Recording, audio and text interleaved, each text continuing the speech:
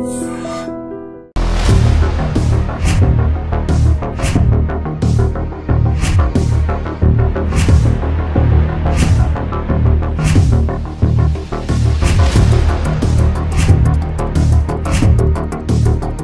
To I dream.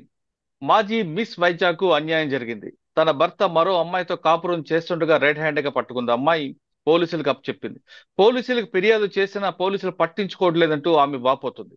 అసలు Visakhapatnam దస్పల hills లో ఏం జరిగిందో ఒక్కసారి చూద్దాం.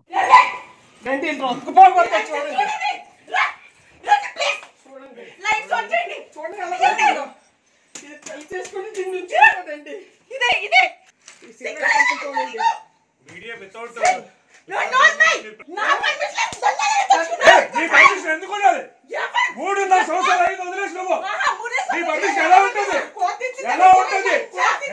మాట్లాడక నువ్వు మా సంసారం నాశనం చేసిందే. నువ్వు 3.5 సంవత్సరాలు వదిలేస్తే ఇంట్లో ఒక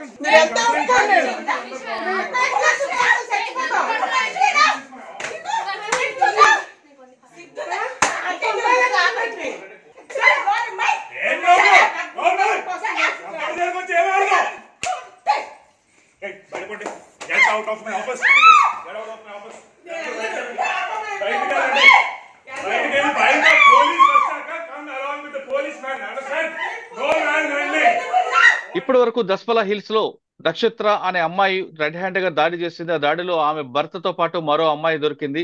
ఆ దొరికిన విజువల్స్ ప్రస్తుతం చూపిస్తూ ఆమె చాలా స్పష్టంగా చెప్తున్నారు. తనకు విడాకులు ఇవ్వకుండానే తన భర్త మరో అమ్మాయితో కాపురం చేస్తున్నట్టు ఆరోపించారు. అయితే అసలు నిజంగా అక్కడ ఏం జరిగిందనే విషయం మనతో మాట్లాడడానికి నక్షత్ర హస్బెండ్ ప్రస్తుతం వెంకట సాయి తేజ మనతో లైవ్ లో ఉన్నారు. అని అడిగి అసలు వాస్తవాలు ఏంటి, వాళ్ళిద్దరి మధ్య ఎందుకు ఘర్షణ వచ్చిన విషయాన్ని ఆయన అడిగి తెలుసుకుందాం. వెంకట సాయి తేజ గారు నమస్తే అండి. నమస్తే అండి. బ్రదర్, నిన్న జరిగిన ఇష్యూలు చూస్తుంటే నేను మధ్యాహ్నం 1 గంటకి మీ వైఫ్ అంటే మీ కోర్టులో కేసు ఉంది కాబట్టి ఇంకా మీ భార్యగాని పరిగణిస్తాం. ఆమె మీ పాప తర్వాత మీ బంధువులు అందరు తీసుకొని మీ ఇంటికి వచ్చి లోపలికి వచ్చి ఆమె తలుపులు కొట్టి లోపలికి వచ్చిన సమయంలో ఒక అమ్మాయి ఉన్నారు. అమ్మాయి ఎవరు అని ప్రశ్నించలోగానే మీరు రావడం గడవ మొత్తం ఇష్యూ అంతా కూడా మనకి సీన్ లో కనిపిస్తుంది. ఈ సంఘటన ఏం జరిగిన ముందు అసలు మీ ఇద్దరి మధ్యన పరిచయం ఎలా జరిగింది? ఇద్దరు కలిసి ప్రేమించుకొని పెళ్లి చేసుకుని ఒక పాప పుట్టిన తర్వాత ఈ స్థాయికి రావడానికి ప్రధాన కారణం ఏంటండి? సార్ యాక్చువల్ గా ఇప్పుడు ఫస్ట్ నుంచి చెప్పాలంటే 2013 అనుకుంటా అండి. అది in the year of 2013 okay, నాకు ఫస్ట్ టైం ఒక సినిమా అవకాశం వచ్చిందండి. లోకల్ గా వైజాగ్ లోనే ఉండే ఒక లోకల్ డైరెక్టర్ గారు మీకు అవకాశం ఇస్తానంటూ మా ఇంటికి వచ్చి మీ అబ్బాయిని మేము పెట్టుకుంటాం అని అనడం. దాని తర్వాత ఆ సినిమాకి సంబంధించిన పోస్టర్ ఫోటోషూట్ కని చెప్పి ఒక రోజు ఒక స్టూడియోకి ఫోటోషూట్ కని పిలిచారట. రైట్. ఆ ఫోటోషూట్ కి వెళ్ళిన రోజు అక్కడ ఈవిడ ఫస్ట్ టైం నాకు కనిపించారట. నక్షత్ర గారు పరిచయం చేయడమే ఈవిడ ఆల్రెడీ 2 సినిమాలు చేశారు, నువ్వు కొత్తవాడివి, సో ఈవిడతో కొంచెం జాగ్రత్తగా ఉండు అని చెప్తూ పరిచయం చేశారు. సో పరిచయం చేసిన రోజు ఫొటోస్ అవి తీశారు, ఫోటోషూట్ అయ్యింది. విత్ ఇన్ 1 వీక్ లోపు 2 రోజులు షూటింగ్ అయింది. గ్రాండ్ గా ఒక రోజు సినిమా ఓపెనింగ్ అయింది, ఒక టెంపుల్ లో ఓపెనింగ్ అయింది. దానికి కొంతమంది యాక్టర్స్ డైరెక్టర్స్ కూడా వచ్చారు. రైట్. ఏమైందో తెలీదు, సినిమాకి మరి ఫైనాన్షియల్ ప్రాబ్లమ్స్ వచ్చినాయో నాకు తెలీదు. ఆ సినిమా కొంచెం డిలే అయింది, షూటింగ్ మొదలు డిలే అయింది. ఈ డిలే అయిన గ్యాప్ లో డైరెక్టర్ దగ్గర నుంచి నా ఫోన్ నంబర్ తీసుకుని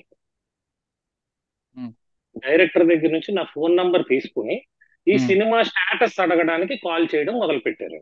ఓకే, సినిమా ఎప్పుడు మొదలవుతుంది, ఎందుకు ఆగింది, మీకు ఏమైనా తెలుసా హీరో గారు, ఇలా అడగడం మొదలు పెట్టారు. ఇలా ఈ మాటల క్రమంలో ఇండివిజువల్ గానే ఇల్లులు కూడా ఒక ఇద్దరు పేరెంట్స్ హౌసెస్ కూడా ఇండివిజువల్లీ ఒక 7-8 కిలోమీటర్స్ డిస్టెన్స్ లోనే ఉండటం. నేను ఎక్కడికి వెళ్ళాలన్నా వైజాగ్ లో వాళ్ళ ఇంటి మీద నుంచే వెళ్ళేలా ఆ దారి ఉండటం. సో ఎప్పుడైనా నేను సినిమా ఆఫీస్కి వెళ్ళి ఆ డైరెక్టర్ దగ్గర నుంచి ఏమైనా పోస్టర్స్ ఫొటోస్ తీసుకొస్తా ఉంటే దారిలో ఆగి వాళ్ళ ఇంట్లో ఇవ్వడం. ఇలాగా ఫ్యామిలీకి మనకి పరిచయం పెరిగిందండి. ఓకే. పరిచయం పెరిగిన కొద్ది కాలంలోనే ఆ అమ్మాయి నిన్ను నేను ప్రేమిస్తున్నాను అంటూ తన లవ్ ని ఎక్స్ప్రెస్ చేయడం జరిగింది. అంటే ప్రపోజల్ ఆమెదే ఫస్ట్ ఆమెదే ప్రపోజల్ అండి. రైట్. అప్పటికి నా వయసు ఈస్ జస్ట్ 19 years అండి. I'm just okay 19 years. She is okay 18 years. Right. అంటే సో మీ ఇద్దరి మధ్య సంవత్సరం తేడా ఉంది. సంవత్సరం కూడా పూర్తిగా లేదు సార్. ఒక 7 ఉమ్, నెలలు 6 నెలలు ఉందండి. ఉమ్, 6 months. ఉహు, అయితే ఎప్పుడైతే ఆవిడ ఇలా చెప్పారో వెంటనే నేను యాక్చువల్లీ సారీ అండి, సినిమాలోని ఉండే అమ్మాయిని పెళ్లి చేసుకోవడం నాకు ఇష్టం లేదు ఫ్రాంక్ గా. ఉమ్, మా ఇంట్లో నేను సినిమాలంటేనే చాలా నాళ్ళ టైం పట్టింది నాకు ఒప్పించుకోవడానికి. మా ఉమ్, ఫాదర్ నన్ను ఒక ఇంజనీర్ గా చూడాలనుకుంటున్నారు తప్ప సినిమా యాక్టర్ గా చూడాలనుకోవట్లేదు. చాలా రిక్వెస్ట్ చేస్తే ఈ సినిమా చేయడానికి పర్మిషన్ ఇచ్చారు. ఉమ్. ఇది ఇది వర్కౌట్ అయ్యే ప్రసక్తి అవకాశం లేదు అన్నది ఆ ఫస్ట్ పాయింట్ ఆఫ్ డే లో చెప్పడం జరిగింది. మీరే చెప్పారు. ఓకే. ఆ, చెప్పడం జరిగినా కూడా తర్వాత ఏంటంటే మా ఇంట్లో కొన్ని ఫంక్షన్స్ అవ్వడం, వాళ్ళ ఇంట్లో కొన్ని ఫంక్షన్స్ అవ్వటం, ఈ మ్యూచువల్ ఫంక్షన్స్ కి మేము అటెండ్ అవటం, ఉమ్, అలా ఇద్దరి మధ్యలో మాటలు పెరగటం, ఫోన్ ఉమ్, కాల్స్ మాట్లాడుకోవటం, ఉమ్, ఇలా జరిగి ఆ, ఇద్దరు అనుకోకుండా తెలియకుండా ఒకరినొకరు ఇష్టపడడం స్టార్ట్ అయిందండి. ఓకే. స్టార్ట్ అయినప్పుడు ఫస్టే క్లియర్ గా చెప్పిన విషయం ఏంటంటే అండి, వాళ్ళకి అప్పుడు వాళ్ళ పేరెంట్స్ కి ఈ విషయం తెలిసి ఆ, వాళ్ళ పేరెంట్స్ మా పేరెంట్స్ ని అడగటానికి మా ఇంటికి వచ్చారు. అప్పటి వరకు మా పేరెంట్స్ కి ఈ విషయం నేను తెలియదండి, నేను చెప్పలేదు. వాళ్ళే ఉమ్, ఫస్ట్ డైరెక్ట్ గా ఫ్యామిలీ చుట్టాలు అందరితో మా ఇంటికి వచ్చి అడగటం జరిగింది. ఉహు, అడగటం జరిగింది, దానికి ఫస్ట్ మా పేరెంట్స్ ఒప్పుకోలేదండి. వీడు ఇంకా చిన్నోడు, 19 years, అండ్ హీఈస్ జాబ్లెస్, ఉమ్, ఈ స్టిల్ స్టడీయింగ్. నేను ఇంకా అప్పుడు ఉమ్, చదువుతున్నాను సార్, చదువుతా సినిమాలు చేసుకుంటాను, సినిమా ట్రై చేసుకుంటాను. ఉమ్, ఒప్పుకోకపోతే వాళ్ళ మదర్, నేను ఒక క్యాన్సర్ పేషెంట్ నండి, నేను ఎన్నాళ్ళు బతుకుంటానో తెలీదు, నా ఉమ్. కూతురు పెళ్లి చూసేయాల నాకు, అందుకే చిన్న పిల్లలైనా మీరు మేము ఉన్నాం కాబట్టి జాగ్రత్తగా చూసుకుందాం, ఇష్టపడింది కాబట్టి చేసేయండి అని అడగటం జరిగింది. ఓకే. అయితే నాకు ఆల్రెడీ అప్పుడు ఉంటున్న ఫ్యామిలీ ప్రాబ్లమ్స్ దృష్ట్యా ఇంట్లో ఉమ్, వాళ్ళు కూడా యాక్సెప్ట్ చేసి మ్యారేజ్ ఉమ్. చేయడం జరిగింది. అచ్చా, ప్రపోజల్ ఆమెదే. వాళ్ళు మీ ఇంటికి రావడం ఫస్ట్ మీ దగ్గరికి వాళ్ళు వచ్చారు, ముందు ఒప్పుకోలేదు, తర్వాత పెద్దలు ఒప్పుకున్నారు, పెళ్లి చేసుకున్నారు. వాళ్ళు ఇంటికి వచ్చిన with in span of 6 months లో ఎంగేజ్మెంట్, మ్యారేజ్ అన్ని అయిపోయినాయి. రైట్. ఇద్దరు సరే, ఇద్దరు ఆమె ప్రపోజల్ తీసుకొచ్చిన, మీరు ఒప్పుకున్నారు, పెద్దల సమక్షంలో పెళ్లి జరిగింది. అవునండి. ఓకే. అయిన అవును తర్వాత బానే ఉంటుండగా మీ కాపురంలో ఓ పాప వచ్చింది. సార్, ఇక్కడ ఫస్ట్ ఇంకొక విషయం డిస్కస్ చేయాలి సార్. ఆ, since it is love marriage sir, it will be అవును. కన్సిడర్డ్ యాజ్ అన్ ఆదర్శ వివాహం. ఆహా. దానికి డౌరీ ఇచ్చామని చెప్పి నా మీద కేసు పెట్టడం జరిగింది సార్. అంటే మీ అది ఆ టాపిక్ ముందు మీ ఇద్దరు ఓకే. కాపురం అయిన తర్వాత మా ఇద్దరు కాపురం చాలా బాగుంది సార్. బాగున్న టైంలో చుట్టుపక్కల అందరూ చుట్టుపక్కల జనాలు. అవును. మీకు పాప కూడా పుట్టినది అనుకుంటా. అవునండి. పాప పుట్టిన తర్వాత 2016లో పాప 16లో పుట్టింది పుట్టింది. కదా. అంత చక్కగా ఉన్న కాపురంలో ఇంత డిస్టర్బెన్స్ ఎందుకు వచ్చిందండి? సార్ అంటే బేసిక్ గా మ్యారేజ్ అయిన తర్వాత ఆల్మోస్ట్ ఒక 1 year వరకు మేము ఉమ్, వేరేగా ఉన్నామండి. అంటే లైక్ మా ఫాదర్ ఇంటికి దగ్గరలోని లేము, వాళ్ళ పేరెంట్స్ ఇంటికి దగ్గరలోని లేమండి. రైట్. మేము ఇద్దరమే ఒక ఫ్లాట్ రెంట్ కి తీసుకుని మేము ఇద్దరమే ఉండటం జరిగింది. ఉమ్, నాకు జాబ్ లేదు, ఆమెకి జాబ్ లేదు కాబట్టి ఏదో ఇంట్లో వాళ్ళ ఫీడింగ్ మీదే ఒక ఫ్లాట్ లో ఉంటూ ఏదో ఉమ్, చిన్న ఈవెంట్ మేనేజ్మెంట్ అనేది ఒకటి చేసుకుంటూ ఉమ్, 4 డబ్బులు సంపాదించుకుంటూ ఇద్దరం చాలా హ్యాపీగా ఉండేవాళ్ళం అండి, until nobody is involved. Right. తర్వాత మేము వీళ్ళ మదర్ కి హెల్త్ బాగోట్లేదు అన్న కండిషన్ మీద తిను నన్ను ఫోర్స్ చేసి వాళ్ళ ఉహు, ఇంటికి ఒక ½ km డిస్టెన్స్ లో ఉన్న ఇంటికి నన్ను మార్చారు. మా మదర్ ఓకే. కి హెల్త్ బాగోలేదు, మా మదర్ నేను చూసుకుంటా ఉండాలి, ఉమ్, అందుబాటు రేంజ్ లో ఉండాలి అని చెప్పి మార్చడం జరిగింది. రైట్. ఈ మార్చిన తర్వాత ఏంటంటే తరచుగా అయితే వాళ్ళు మా ఇంటికి వచ్చేసి ఉండటం, లేకపోతే తినని తీసుకెళ్లి వాళ్ళ ఇంట్లో ఉంచుకోవటం తప్పితే మా ఇద్దరికి ప్రైవసీ స్పేస్ అనేది లేదు సార్. ఓహో. ఇది నేను ప్రూవ్ చేయగలను, ఎందుకంటే మేము కలిసి ఉన్న 5 ఏళ్లలో మేము ఇద్దరమే కలిసి వెళ్ళిన ట్రిప్ అంటూ మా జీవితంలో లేదు. ఎక్కడికి మేము తినని తీసుకెళ్దాం, ప్రేమగా ఏ ఊరు తీసుకెళ్దాం అన్నా మా మమ్మీకి కూడా టికెట్ తీస్తేనే వస్తాను, లేకపోతే రాను, ఇదే చెప్తారు ఆవిడ. సో నా దగ్గర ఉన్న ట్రిప్, ప్రతి ట్రిప్ లో ఉండే ఫ్లైట్ టికెట్స్ అన్ని నా మెయిల్ లో ఉన్న అన్నిట్లో కూడా అదే ఉంటుంది. ఐ కెన్ క్లియర్లీ అంటే షో ఇట్. తల్లి, అంటే తల్లిని తీసుకెళ్ళడం అనేది తప్పేం కాదు కదా. అంటే మీరు అడిగిన రీజన్ చెప్తున్నాను సార్, డిస్ప్యూట్ ఎందుకు వచ్చింది అన్నదానికి రీజన్ చెప్తున్నాను. ఇక్కడ రైట్. ఎక్కడైనా తల్లి అనే కాదు సార్, ఇద్దరు మొగుడు పిల్లల మధ్యలో మూడో వ్యక్తి ఇంటర్వెన్షన్, ఐదర్ ఫ్యామిలీ మెంబర్ అయినా బయటోడైనా డిస్టర్బెన్స్ స్టార్ట్ అవుతాయి సార్. అంటే అది నేచురల్ అండి. డెఫినెట్. అవును. ఇప్పుడు నా పేరెంట్స్ ఎప్పుడైతే నాకు దగ్గరగా లేరో వాళ్ళ ఉమ్, పేరెంట్స్ ఆజమాయిషి ఎప్పుడైతే పెరుగుతా ఉందో, అంటే ఇప్పుడు నేను చేసే పని నా వైఫ్ కి నచ్చొచ్చు, మా అత్తగారికి ఉమ్, నచ్చాలని రూల్ లేదు. అవును. నేను ఒక గంట లేట్ గా లేచాను అనుకోండి, అయ్యో నా ఉమ్, మొగుడు పడుకున్నాడు లేపకూడదన్న సందర్భం నా వైఫ్ దగ్గర ఉంటుంది. అవును. ఏంటి పడుకుంటాడు, లెగడు, ఎక్కడికి వెళ్ళడు, ఉమ్, ఒక జాబ్ చేయడు అనే ఉమ్, వెర్షన్ ఆవిడలో ఉంటది. ఓకే. సో నేను డైరెక్ట్ గా ఎవరిని కంప్లైంట్ చేయట్లేదండి. సో ఉమ్, ఏంటంటే ఈ విధంగా ఉమ్, ఆమెలో చాలా ఏంటంటే చాలా నాటారు. ఉమ్, దాని నుంచి చిన్న చిన్నగా గొడవలు స్టార్ట్ అయినాయి. ఆ, ఈ చిన్న చిన్న గొడవలు స్టార్ట్ అయినప్పటికీ కూడా ఏంటంటే నేను ప్రతిదానికి కాంప్రమైజ్ అయిపోతూ ఉండేవాడిని.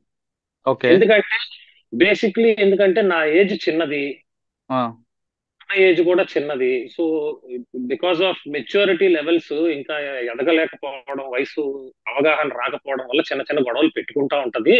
ఆ, సో అది మనం పెద్దగా పట్టించుకోవద్దు, కొంత ఏజ్ ఆ, వస్తే తనే తెలుసుకుంటది అని చెప్పి నేను పట్టించుకునేవాడు కాదు. ఉమ్. అవి కూడా రొటీన్ ఫ్యామిలీకి, అందరి ఫ్యామిలీకి ఉండే గొడవలే, పెద్దవి ఏం ఉంటాయండి కాదు. అంటే కామన్. ఏదో వంట బాగాలేదనో, లేకపోతే బయటకు తీసుకెళ్లలేదనో, లేటుగా వచ్చావనో సరే, ఇలాంటివి అవన్నీ ఉంటాయి. అవన్నీ సర్వసాధారణ, ప్రతి ఇంట్లో ఉంటాయి, ఇంటింటి రామాయణం ఇది. కానీ పాప ఇది పుట్టిన తర్వాత ఇది ఏంటంటే పాప ఎప్పుడైతే పుట్టిందో సార్, ఆ, ఇక్కడ నుంచి ఇవే చిన్న చిన్న గొడవలు వస్తే పాపను పట్టుకుని వాళ్ళ ఇంటికి వెళ్ళిపోవడం, 4-5 డేస్ నాకు పాపను చూపించకపోవడం అనే గేమ్ పాప ఆ, పుట్టిన దగ్గర నుంచి స్టార్ట్ అయింది. అంటే ఎమోషనల్ బ్లాక్మెయిలింగ్. పాప అంటే చిన్న పిల్ల మనకి పుట్టిన మనం చూడకుండా ఉండలేం కదా సార్, ఒక అవును. రోజు ఉండటం కూడా కష్టం. అవును. ఇది ఇది స్టార్ట్ చేశారండి. ఓకే. పాపను చూపించు అంటే ఇప్పుడు పాపను చూడాలంటే నేను నా అన్ని చంపుకొని వాళ్ళ ఇంటికి వెళ్ళి ఉమ్, సారీ చెప్పేస్తే పాపను చూడడానికి అవుతుంది. ఓకే. ఒక 10 సందర్భాల్లో 9 సందర్భాల్లో తగ్గగలిగిన ఏదో ఒక సందర్భంలో మనం తగ్గలేకపోయేది వస్తుంది మనకు కూడా. అవును. అలాంటి సందర్భంలో జరిగిన గొడవకి వాళ్ళ పేరెంట్స్ మా పేరెంట్స్ కలిసి వచ్చి కూర్చొని మాట్లాడి ఊరుకోపెట్టే స్థాయికి వెళ్ళింది. ఆ, ఇలా రెగ్యులర్ గా జరుగుతూ ఉండేదండి.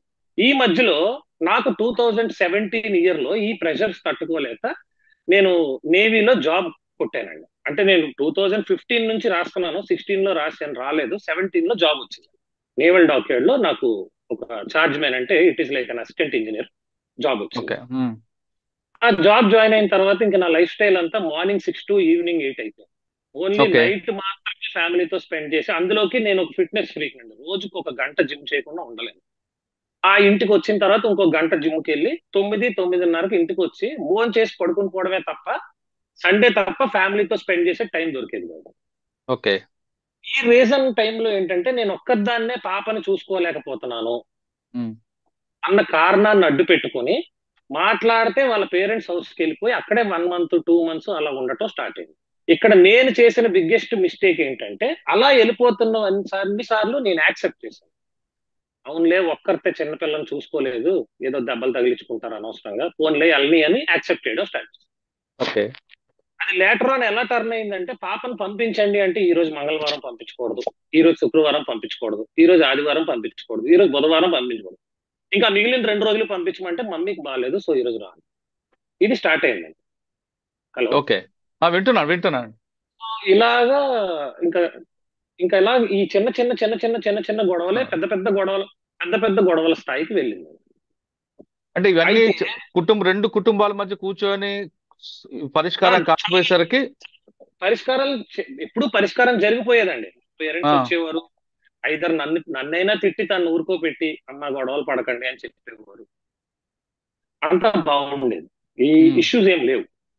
ఇష్యూస్ ఏంటంటే వీళ్ళ ఇంట్లోనే ఉంటున్న వీళ్ళ సిస్టర్ ఉమ్, 2018-19 లో ఆవిడది ఒక ఇలాంటి సేమ్ ఫ్యామిలీ ఇష్యూ వస్తే అన్ని తీసుకొని ఆ అమ్మాయిని హస్బెండ్ నుంచి విడగొట్టేశారు. ఓహో. ప్రెగ్నెంట్ అమ్మాయినే హస్బెండ్ నుంచి విడగొట్టేసి ఆ అమ్మాయికి అబార్షన్ చేయించేశారు.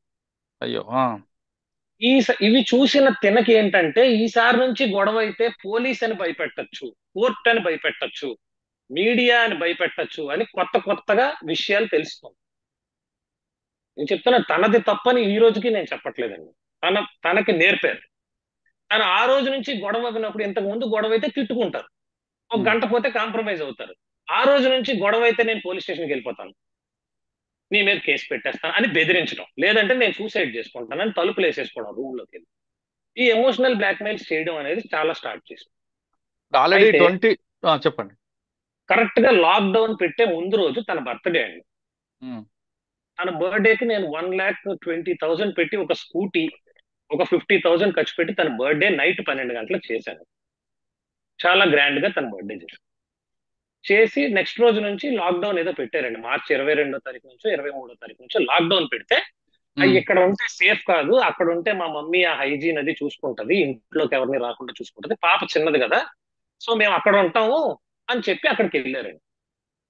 అయితే ఇందులో నేను కోవిడ్ లో ఆ, రోడ్ల మీద వెళ్ళి బెగ్గర్స్ అందరికి ఫుడ్ పంచేవాడిని. రోజు రోజు ఫుడ్ పార్సెల్స్ నా సొంత డబ్బులు ఖర్చు పెట్టి నేను పంచేవాడిని రోడ్ మీద, ఓకే. హ్యుమానిటేరియన్ గ్రౌండ్స్ లో. సో ఒక రోజు వాళ్ళ మదర్ నన్ను భోజనానికి పిలిచారు. రీజన్స్ చాలా సిల్లీగా ఉంటాయి సార్, మీరు అడిగారు ఉమ్, కాబట్టి చెప్తున్నాను. ఓకే. భోజనానికి పిలిస్తే నేను ఈ ఫుడ్ పంచుతూ పంచుతూ ఇంటికి వెళ్ళేసరికి 3 అయ్యింది, ఉమ్, వాళ్ళ ఇంటికి. నేనేంటంటే బయటంతా తిరిగి వచ్చాను, ఇప్పుడు ఇంట్లోకి రాకూడదు, క్యారేజ్ ఇచ్చేసేయండి, మన ఫ్లాట్కి వెళ్ళి తింటాను అని చెప్పాను. వాళ్ళ మదర్ కి తినికి కోపం వచ్చి క్యారేజ్ ఇలా ఇసిరారు సార్ నా మీదకి. ఇక తిన అని ఇలా ఇసిరారు. ఉమ్, వెంటనే కోపం వచ్చిన నేను అక్కడి నుంచి అరుచుకుంటూ, నేను ఏమైనా ఉమ్, బెగ్గరని అనుకుంటున్నారా, ఆ మాత్రం ఫుడ్ తినలేను అనుకుంటున్నారా, నాకేం అవసరం లేదు అని క్యారేజ్ వదిలేసి వెళ్ళిపోయాను.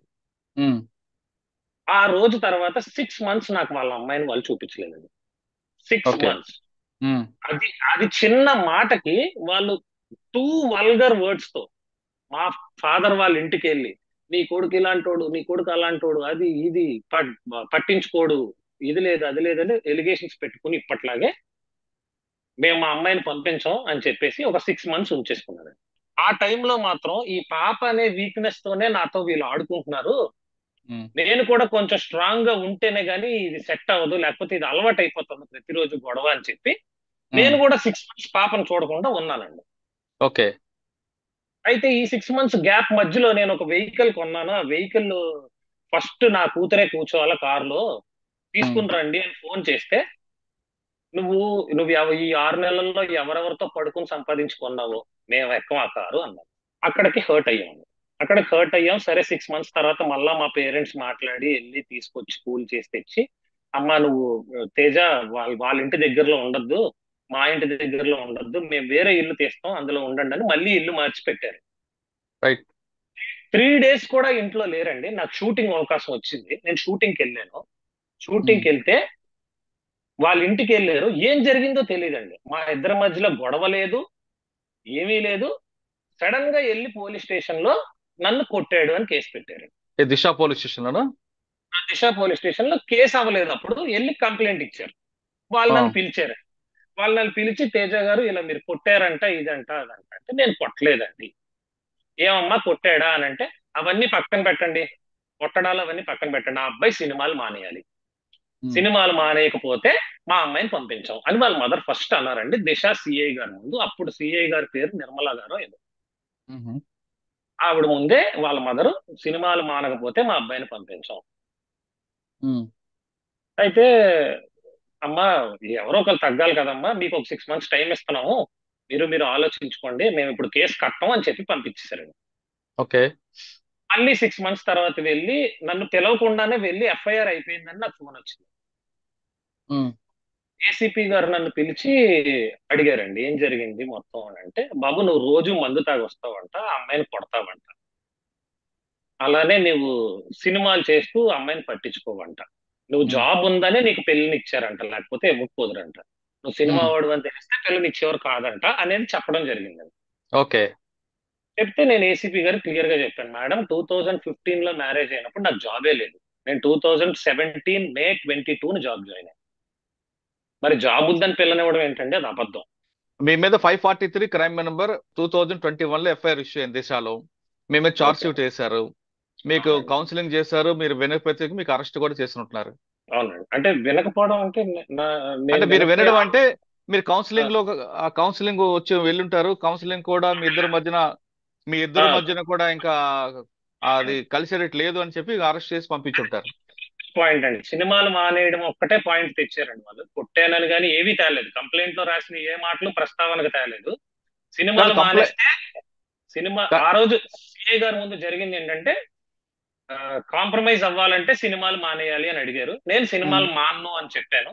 అయితే ఇద్దరి మధ్యన తెగేది లేదని చెప్పేసి ఎఫ్ఐఆర్ చేశారు. రైట్ అండి. అందులో మీకు 498 506 పెట్టారు అంటే మీరు అప్పటికే వేధిస్తున్నారని రకరకాల సెక్షన్స్ వచ్చింది. అందులో అవునండి. మీకు అరెస్ట్ చేశారు, చార్జ్ షీట్ కూడా వేశారు. అవునండి. రైట్. మీరు ఒక్కసారైనా ఆలోచించారా మీరిద్దరి మధ్యన ఈగో ఫీలింగ్ కి?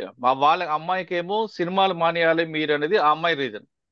అవునండి. రైట్. మీకు సినిమాలే ప్రాణం అని మీ రీజన్. అవునండి.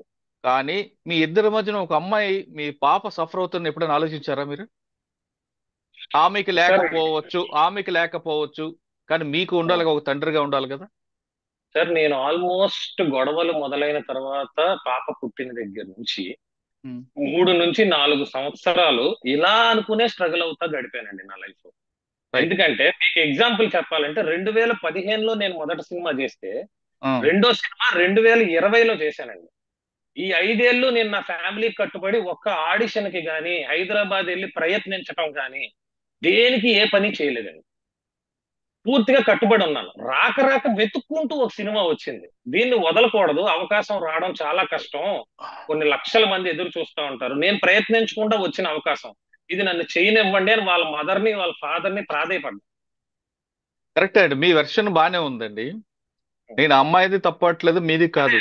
ఆ కానీ మీ పాప పాప కోసం గురించి ఆలోచించారా? రేపు మీ పాప స్కూల్కి వెళితే మీ డాడీ ఏరు అని ఎవరైనా అడిగితే ఆ ఏ రోజు సమాధానం చెప్తారు?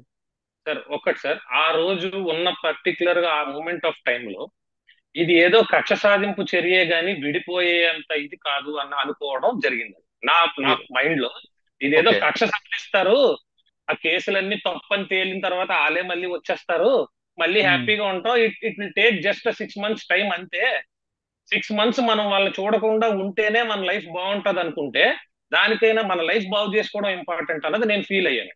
రైట్. రోజు ఉండి అనుకోవడం కన్నా స్టేషన్ కి వెళ్ళారు. ఎలాగో నా జీవితంలో ఎప్పుడు పోలీస్ స్టేషన్ లో అడుగు పెట్టాల, ఫస్ట్ టైం నన్ను నా పేరెంట్స్ ని అందరినీ పోలీస్ స్టేషన్ కి తీసుకెళ్లారు. ఉమ్, ఇంకా ఇది కూడా జరిగిపోయిన తర్వాత ఇంకా దేనికి లైఫ్ సెట్ అయ్యే వైపు ఆలోచించాలి తప్ప ఇప్పుడు పోనీ ఆవిడకు అనుమానం ఉంది, ఒక కోర్టుకో పోలీస్ స్టేషన్ కో వెళ్తే కాదు మంచోడు అని క్లీన్ గా వైట్ పేపర్ లో బయటకు వచ్చాడు అనుకో, ఉమ్. ఆవిడే మళ్ళీ సారీ చెప్పుకుని వచ్చేస్తుంది కదా. నాకైతే యాక్సెప్ట్ చేసేదే ఉందండి. నాకు ఎప్పుడు కేసులు పెట్టారని కోపాలు లేవు. ఎన్ని కౌన్సిలింగ్లకు పిలిచినా వెళ్ళాను కలుద్దామని. ఉమ్. కానీ ఏ కౌన్సిలింగ్కి వెళ్ళినా ఆ దిశ తర్వాత ఆవిడ ఒకసారి ఉమెన్ వెల్ఫేర్ డిపార్ట్మెంట్ అనే దానికి కౌన్సిలింగ్కి వెళ్తే వాళ్ళు నన్ను అడిగినప్పుడు మీరు కలుస్తారా అంటే నేను కలుస్తానండి అని చెప్పాను. ఆ రోజు నా సొంత కూతురుతో నన్ను తిట్టిచ్చారండి వీళ్ళు. చిన్న పిల్లతో తిట్టిచ్చారు. మా నాన్న చచ్చిపోయాడు నువ్వు ఎవడివి అని అనిపించారు వాళ్ళ ముందే, ఉమెన్ వెల్ఫేర్ డిపార్ట్మెంట్ ఆఫీసర్స్ ముందే అంటే పాపకు అనిపించా. తెలియదండి, చిన్న సరే పాపకు తెలియదు, వీళ్ళు అనిపించుంటారు వీళ్ళు. అదే చిన్న పాపకి ఎవరు ఏం చెప్తే అదే అంటారు కదా సార్. ఉమ్, చిన్న పాప అన్నది నన్ను, నాకు ఏడ్చాను సార్ ఆ రోజు వాళ్ళ ముందు ఏడ్చుకుంటూ. ఉమ్, మేడం అయినా ఏది జరిగినా I want my wife and daughter back. మీరు ఏం చేసినా అదే చేయండి అంటే అమ్మా అతనికి నువ్వు కావాలంట, మరి నీ డిమాండ్ ఏంటి అంటే సినిమాలు మాకు స్టార్ట్ చేసి స్టార్ట్ చేస్తే వాళ్ళు ఒప్పించారు. అమ్మ సినిమా వదిలేయమ్మా, అతను చిన్నప్పటి నుంచి కళ 8 సంవత్సరాల నుంచి ఉమ్. డైటింగ్ చేస్తూ ఒక పూటే తింటూ అది కూడా బ్రౌన్ రైస్ తింటూ ఎంత కష్టపడుతున్నాడు కదమ్మా. అది ఆ క్వాలిటీ నచ్చే కదా ప్రేమించావు, సినిమాలో అందంగా ఉన్నాడన్న క్వాలిటీ నచ్చే కదా ప్రేమించావు. అది కాకుండా ఇంకేమైనా అడుగమ్మా అన్నారు. అడిగితే ఉమ్, నాకు ఇవన్నీ వద్దండి, నాకు ఒక 3 కోట్ల రూపాయలు ఇమ్మనండి, నేను ఎక్కడ సంతకం పెట్టమంటే అక్కడ పెట్టేస్తాను, తన లైఫ్ తను చూసుకోమనండి, నా లైఫ్ నేను చూసుకుంటాను అని. ఉమ్. నేను వెంటనే ఆ కోపంతో 3 కోట్లు కాదు నేను 30 రూపాయలు కూడా ఇవ్వను, అసలు నాకు విడిపోవాలన్న ఆలోచనే లేదు, నేను కోర్టుకు వెళ్తాను, నేను ఫైట్ చేస్తాను అని చెప్పేసి అక్కడి నుంచి లెగిసి వచ్చేయడం జరిగింది. రైట్ అండి. చార్జ్ షీట్ తర్వాత వేశారు జరుగుతుంది. సార్. దాదాపు 3 సంవత్సరాలు అయింది ఈ కేసు అంతా జరిగి. అవునండి. ఈ మధ్యలో ఎప్పుడైనా మీకు పాప గుర్తుకొచ్చిందా? పాపను కలవాలనుకున్నారా? సార్ ఈ మధ్యలో out of hundreds of attempts పాపను కలవడానికి లేదా మాట్లాడడానికి బర్త్డేస్ కి పాపకు ఫోన్ చేసిన నా ఫోన్ కి రెస్పాండ్ కావాలండి. ఫస్ట్ ఆఫ్ ఆల్ నా ఫోన్స్ బ్లాక్ లో పెడతారు. ఉమ్, వేరే ఎవరి ఫోన్స్ నుంచి అయినా చేస్తే, మా ఫాదర్ ఫోన్ నుంచి చేస్తే మా ఫాదర్ తో మాట్లాడతారు, అబ్బాయితో మాట్లాడతారా అని అడిగితే ఫోన్ పెట్టేస్తారు. పాపకు ఒక విషెస్ చెప్తాడంటమ్మా అని అంటే అక్కర్లేదు, ఇది ఆడి కూతురు కాదు నా కూతురు అనేసి రెక్లెస్ ఆన్సర్ ఇచ్చి ఫోన్ పెట్టేయడం. ఇది చాలా సార్లు జరిగిందండి. అయితే నేను 2-3 సార్లు పాప స్కూల్ ఎక్కడో కనుక్కొని, అంటే నేను ఫస్ట్ ఒక స్కూల్లో జాయిన్ చేశానండి 2020లో, ప్రీ ఉమ్. ప్రీ కేజీలో వేశాను. అది లాక్డౌన్ వల్ల పుణ్యం అని స్కూల్స్ ఏమీ లేకుండా అయిపోయాయి. తర్వాత స్కూల్స్ ఓపెన్ చేసేసరికి మేము విడిపోవడం వల్ల ఏ స్కూల్లో జాయిన్ చేశారో నాకు తెలియలేదండి చాలా. ఉమ్. వాళ్ళ ద్వారా వీళ్ళ ద్వారా కనుక్కుంటే శ్రీప్రకాష్ అనే స్కూల్లో సీతందార్లో జాయిన్ చేశారని తెలిసి నేను ఇప్పటికే దాదాపుగా 3-4 టైమ్స్ పాపని వెళ్ళి స్కూల్లో కలవడం జరిగింది. అచ్చా. అక్కడికి ఈమె కూడా వచ్చి నన్ను చూసి మా ముగ్గురం కలిపి ఆ పక్కనే ఉన్న రెస్టారెంట్ లో కూర్చొని మాట్లాడుకుంటూ భోజనాలు చేసాం. ఒక్క 3 నెలల క్రితమే ఆ పాపని నేను సిఎంఆర్ సెంటర్ కి తీసుకెళ్లి బోల్డ్ బొమ్మలు కొనడం ఇవన్నీ జరిగాయండి. పాపకి అటెండ్ చేయట్లేదు అంటే ఎలిగేషన్ వెయ్యాలి అని అంటే ఏదైనా ఇట్స్ వెరీ చీప్. ఎంత చీప్ అంటే నా సినిమాకి కూడా డబ్బులు ఇన్వెస్ట్ చేశాను అని ఏదో ఎలిగేషన్ చూశాను నేను టీవీలో. అవును. అది ఎందుకంటే పెద్ద producer, is a very big builder. ఆయన మా దగ్గర ఎందుకు డబ్బులు తీసుకుంటాడండి? నేను ఆ సినిమాకి డబ్బులు తీసుకొని పని చేశాను. I received some money. నాకు ఫ్లైట్ టికెట్స్ వేశారు, నాకు అకామిడేషన్ ఇచ్చారు. నేను ఎందుకు తిరిగి వాళ్ళకి డబ్బులు ఇవ్వాలి? అది వీళ్ళెందుకు ఇవ్వాలి? అది ఉమ్. మీరు నేను 4 సంవత్సరాల క్రితం విడిపోతే 2021లో చేసిన సినిమాకి మీరెందుకు వచ్చి డబ్బులు ఇచ్చారు విడిపోయిన వాడికి? మీ మీద ఎలిగేషన్ ఆమె చాలా స్పష్టంగా చెప్తున్నారు. సినిమాలో డబ్బులు పెట్టడమే కాకుండా సాయికి నా హస్బెండ్ కి రోజుకు అమ్మాయి కావాలి, అమ్మాయి లేకపోతే నిద్రపోడు, ఇప్పుడు ఈరోజు దొరికిన అమ్మాయి కూడా ఎవరినో తీసుకొచ్చాడు, నాకు విడాకులు ఇవ్వకుండా మరో అమ్మాయిని పెళ్లి చేసుకున్నాడు అంటూ ఆమె చెప్తుంది. సో ఫస్ట్ థింగ్ క్లారిఫై చేయాల్సింది ఏంటంటే నాకు ఇంకొక పెళ్లి ఏం అవ్వలేదండి. సెకండ్ థింగ్ ఏంటంటే నేను దొరికిన అమ్మాయి అంట. అది నా ఆఫీస్ సార్, నా ఇల్లు కాదు. నా ఇల్లు దానికి దగ్గరలోనే ఉంది. కావలిస్తే నా ఇల్లు సార్ చూపిస్తాను. ఒక్క నిమిషం లైన్ లో ఉండండి. ఇప్పుడు మీకు ఫస్ట్ కేసు రిజిస్టర్ చేసిన దిశ ఏసీపీ వివేకానంద గారు ప్రస్తుతం అంతా లైన్ లో ఉన్నారు. అని అడిగి మీ కేసు వివరాలు తెలుసుకుందాం. సార్ నమస్తే సార్, గుడ్ ఈవినింగ్. నమస్తే అండి, గుడ్ ఈవినింగ్. చెప్పండి సార్. నక్షత్ర వర్సెస్ సాయి తేజ, అవునండి. ఆ కేసు వివరాలు ఏంటి సార్ అసలు? ఈ త్రిపురాన నాగసాయి నక్షత్ర అనే ఆమె ఈ 24/9/21 ముందుగా ఈ గొడవ పడినట్టుగా 24/9/21 కంప్లైంట్ ఇచ్చారండి ఇక్కడ దిశ పోలీస్ స్టేషన్ లో. అప్పటి ఏసీపీ మేడం గారి దగ్గర ఒక కంప్లైంట్ లాడ్జ్ చేయడం జరిగింది. దాని మీద ఒక కేసు కూడా నమోదు చేశారండి. Crime number 543/21. ఓకే. ఈ 498 506 red with 3.4 of DP act కింద కేసు నమోదు చేశారు. ఓకే. దాంట్లో దర్యాప్తులో భాగంగా వీళ్ళందరూ కూడా ప్రొసీజర్ ప్రకారము అరెస్ట్ ప్రొసీజర్ ఫాలో అవడం జరిగింది. తర్వాత ఛార్జ్ షీట్ కూడా వేశారండి. అది కోర్టులో పెండింగ్ ఉందండి. ఈజ్ అండర్ ట్రయల్ లో ఉంది కోర్టులో. ఓకే సార్, ఆ కేసు కోర్టులో పెండింగ్ ఉంటుండగా ఆ అమ్మాయి ఈ రోజు మరొకసారి హస్బెండ్ ఇంటికి వెళ్ళి గొడవ చేయడం అనేది మనం ఏ విధంగా పరిగణన తీసుకోవాలండి? అది ఇప్పుడు అది యాక్చువల్ గా మా లిమిట్స్ లో కాదు అది జరిగింది. ఓకే. బట్ దాని మీద కన్సర్న్ కంప్లైంట్ ఇచ్చినట్టున్నారు, వాళ్ళు ఎంక్వైరీ కూడా చేస్తున్నట్టున్నారండి. మరి ఆమె ఏ బాధతో ఇచ్చారో ఆమె కూడా మరి స్త్రీగా ఆమె ఏదో బాధపడి ఉంటారు. దాని మీద ఆవిడ కంప్లైంట్ ఇచ్చినట్టుగా నేను కూడా మీడియాలో చూశాను. So already concern police station లో ఎంక్వైరీ చేస్తున్నారండి. ఈ స్టేజ్ లో నేను మాట్లాడడం కరెక్ట్ కాదు. అంటే ఆమె ఏమంటున్నారంటే ఛార్జ్ షీట్ వేశారుగా, నాకు ఇంతవరకు న్యాయం జరగలేదు కాబట్టి మరొకసారి వచ్చానంటే ఆవిడ అంటున్నారు. ఆమె వెర్షన్ అది అయ్యి ఉండొచ్చండి. ఆమె వెర్షన్ అది అయ్యి ఉండొచ్చు. దాని ప్రకారం ఆమె ఆల్రెడీ కంప్లైంట్ లాడ్జ్ చేసినట్టున్నారు కదా. దాని మీద చట్ట ప్రకారం ఏం చర్య తీసుకోవాలనేది కన్సర్న్ హైకోర్టు తప్పకుండా యాక్షన్. ఓకే సార్, ఇప్పుడు ఆల్రెడీ 498A 506 మీద కేసు రిజిస్టర్ అయింది. మరొకసారి అదే రీజన్స్ పెడుతూ మరో కంప్లైంట్ ఇవ్వచ్చా ఎక్కడైనా? ఆమె కంప్లైంట్ ఎప్పుడైనా ఇవ్వచ్చు. ఆమె బాధ మీద ఇవ్వచ్చు. ఉన్నప్పుడు ఈ ఫ్యాక్ట్స్ అన్ని ప్రకారం మేము యాక్షన్ తీసుకోవడం జరుగుతుంది. అంటే సేమ్ ఎలిగేషన్స్ పెడుతూ ఇవ్వచ్చా అని? ఇవ్వచ్చా అంటే ఆమె జరిగిన అన్యాయాన్ని ఎక్కడైనా ఆమె ఇచ్చుకోవచ్చండి. ఆమెకి ఏ కష్టం వచ్చినా ఎప్పుడైనా సరే తెలియపరచవచ్చు. బట్ చట్ట ప్రకారము దాని మీద తీసుకోవాల్సిన చర్యలు మేము విచారణ చేసి తప్పకుండా తీసుకోవడం జరుగుతుందండి. ఎవరైనా ఏ పోలీస్ అధికారైనా అది చేస్తారు. ప్రస్తుతం కేసు కోర్టులో ఉంది. అంటే ఇక్కడ దిశ పోలీస్ స్టేషన్ లో నమోదు చేసిన కేసు కోర్టులో ఉందండి, ట్రయల్ లో ఉంది. ట్రయల్ కి వచ్చిందా సార్? అది ఈ నెల నెక్స్ట్ ఆగస్ట్ 22వ తారీఖు వాయిదా ఉందండి. మరి ఆ రోజు మరి ఏమవుతుందో చూడాలి. ఓకే సార్, థ్యాంక్ యూ అండి. Thank you very much sir. మంచిది సార్. సాయి చెప్తున్నారు, సార్ కూడా ఏసీపీ గారు చెప్తున్నారు స్పష్టంగా, ఇది ట్రయల్ కి వచ్చింది, ఆగస్ట్ లో దీని వాయిదా వస్తుంది కాబట్టి ఇంకా కోర్టుకు వెళ్ళిన తర్వాత ఆర్గ్యుమెంట్స్ కోర్టు నిర్ణయం తీసుకుంటారు తప్పు ఎవరిది అనేది. ఆల్రెడీ కోర్టులో ఇప్పటికి 6-7 వాయిదాలు అయినాయండి. 6-7 వాయిదాస్ అయినాయి. అంటే మరొక వాయిదా ఆగస్ట్ లో ఉన్నట్లుంది. నెక్స్ట్ మంత్ ఉంది సార్. నెక్స్ట్ మంత్ ఉందా? ఓకే. ఇప్పుడు ఆమె చెప్తున్న ఎలిగేషన్ మీరు వివరణ ఏంటండి? మీకు రోజుకో అమ్మాయి కావాలంటున్నారట. సినిమాల పేరు ఎలిగేషన్, సినిమాల పేరు వచ్చిన అమ్మాయిల్ని మీరు వాడుకుంటారని, ఇప్పుడున్న దొరికిన అమ్మాయితో మీరు దొరికారని కాబట్టి నాకు విడాకులు ఇవ్వకుండా మరో అమ్మాయిని పెళ్లి చేసుకుంటున్నారంటూ, నా భర్త చేసుకోవడం నేరం అంటూ ఆవిడ చెప్తున్నారు. విషయం, ఫస్ట్ ఆఫ్ ఆల్ నేను ప్రొడ్యూసర్ని కాదండి, నేను హీరో. అంటే నేను ఒక సాధారణమైన నటుడు అంటే I'm one of the technician. నన్నే రైట్ ఎవరో అవకాశం ఇవ్వాలి, నేను ఇంకొకరికి అవకాశం ఇచ్చేంత స్కోప్ నా జీవితానికి లేదు. నాకే ఎవరో అవకాశం ఇవ్వాలి. నేను అవకాశం ఇస్తానంటూ అమ్మాయిల్ని ప్రలోభ పెట్టడం అనేది ఎవరు అంత పిచ్చోళ్ళు లేరు నమ్మడానికి, రావడానికి. అంటే ఎందుకంటే ఆడిషన్ పేరు మీద తీసుకొచ్చి అమ్మాయిని బుట్టలో వేసుకోవడం మీ హాబీ అంటూ. సార్, ఆడిషన్ చేసే అర్హత నాకు ఎలా వస్తుంది? నేను ప్రొడ్యూసర్ని కాకపోతే. హీరో ఆడిషన్ ఎక్కడ చేయరు. వాళ్ళందరినీ పెట్టుకున్న తర్వాత ఆఖరిగా హీరో కింద ఒక 10 మందిని చూస్తారు. వాళ్ళకి ఆర్థికంగా, అందంగా, క్యారెక్టర్ కి తగినట్టుగా ఎవరు కనిపిస్తే వాళ్ళని పెట్టుకుంటారు. రైట్. అది ఎవరిని వరిస్తుందో అదృష్టం ఆ టైంకి. సో అది ఫస్ట్. సెకండ్, రోజుకు ఒక అమ్మాయి కావాలి అని అంటున్నారు. రోజుకు ఒక అమ్మాయి కావాలి అని అనేది ఎంత చీపెస్ట్ ఎలిగేషన్ అంటే, అంత 5 years అంత అన్యోన్యంగా కలిసి ఉన్నాం కదా మనం. సరే, ఓకే, విడిపోయిన తర్వాత నేను ఉన్న ప్రతి ఇంటికి పోలీసుల వారిని ఆ రోజు కూడా దిశలో చెప్పాను, వెళ్ళి ఎంక్వైరీ చేయండి సార్. ఒక్క ఆడపిల్లైనా ఈ ఇంటి దరిదాపులోకి కానీ ఆ గేట్ దాటి లోపలికి వచ్చిందని ప్రూవ్ చేస్తే ఎన్ని కేసులు పెడితే అన్నిటికీ నేను బాధ్యుడిని సంతకం పెట్టి వెళ్ళిపోతా ఇక్కడి నుంచి అని చెప్పాను. ఇప్పుడు నిన్న జరిగిన సంఘటనకు వస్తే, నిన్న జరిగింది నా ఇల్లు కాదు సార్, అది ఆఫీసు. అది ఒక ఆఫీస్ అండి. అదే నన్ను నమ్మి డబ్బులు పెట్టి కొంతమంది డబ్బులు ఇన్వెస్టర్స్ ఉంటారు, అది ఒక ఆఫీసు. ఒక సినిమా చేద్దాం అనే ఒక ప్రయత్నం మీద 2 నెలల క్రితం ఓపెన్ చేశాం. ఓకే. ఆ ప్రయత్నం ఇంకా సక్సెస్ఫుల్ కూడా కాలేదు, ఇంకా ఏం సినిమా తీయలేదు, ఇంకా ప్రయత్నంలోనే ఉన్నాం. అంటే కథ రాసుకోవడం, మ్యూజిక్, అది సిట్టింగ్, అవన్నీలో ఉన్నాం. ఓకే. అక్కడ పని చేయడానికి వస్తూ ఉంటారు సార్, అమ్మాయిలే కాదు అబ్బాయిలు వస్తూ ఉంటారు. నిన్న సంఘటన జరిగిన టైంలో కూడా ఆఫీస్ లో అబ్బాయిలు కూడా ఉన్నారు. కావాలని పిక్చరైజ్ చేయడానికి అమ్మాయిని పిక్చరైజ్ చేయడం జరిగింది.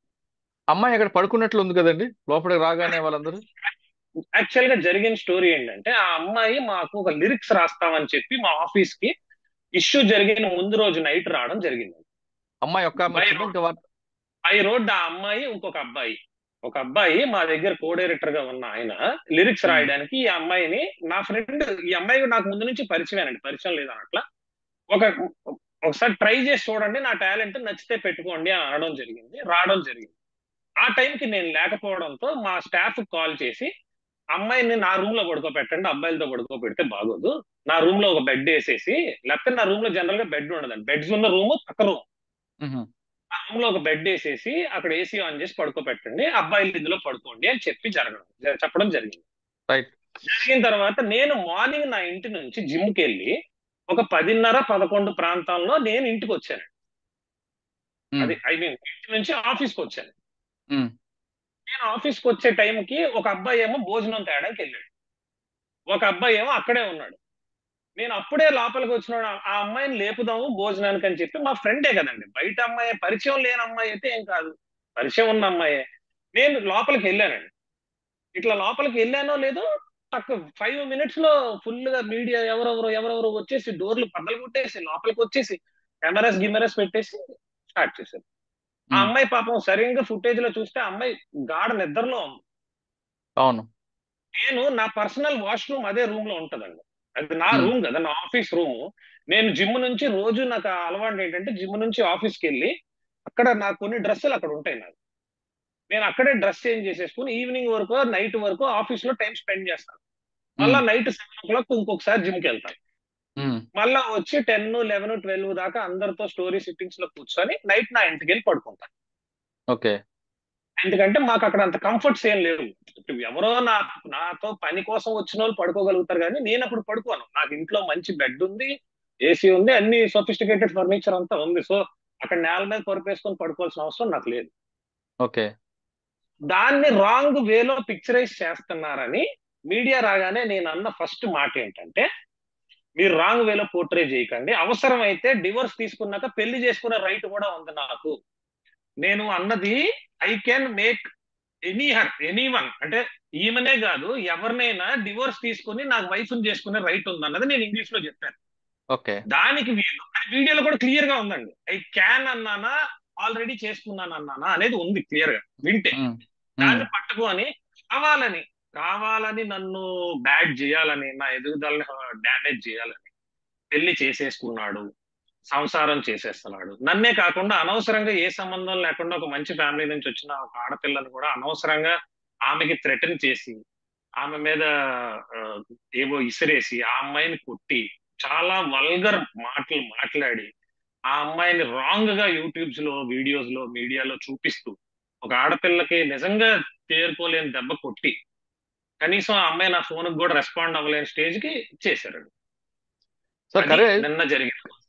కాదండి, మీ ఇంట్లో అమ్మాయి ఉందని వాళ్ళు మీ అది ఆఫీస్. మీ ఇంటి అదే మీ ఆఫీస్కి వస్తారని ఆమెకి ఎలా తెలిసింది? ఎవరు? మీ వైఫ్కి ఎలా తెలిసింది?